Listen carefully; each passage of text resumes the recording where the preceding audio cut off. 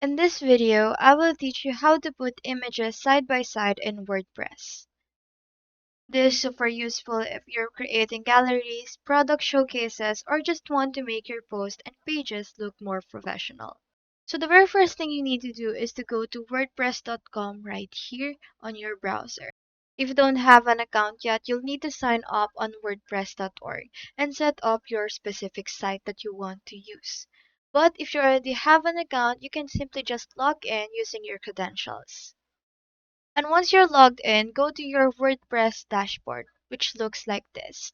On the left sidebar, you just have to see posts right here and pages right here. You can choose which one you want to place your images side by side. It can be posts or it can be pages. So let's say post right here. Then click on edit. Now all you have to do is to click on this plus button right here to add a new block.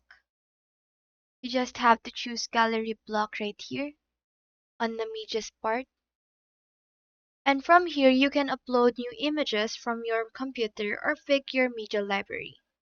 You can select at least 2 images and WordPress will automatically place them side by side in a grid.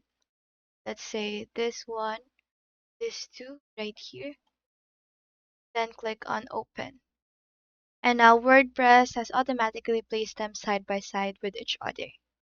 If you want more control over spacing, you can use the columns block as well. You can see it here on the design page part, and you can add 2 column layout, then insert 1 image in each column. This way you can adjust their sizes individually and add text under them, or even create layouts with 3 or more images side by side. So when you're happy with how it looks, all you have to do is to click on save right here at the top right corner to see how the image appear on your live site. If everything looks good and is up to your expectation. So that's all there is today and hope we helped.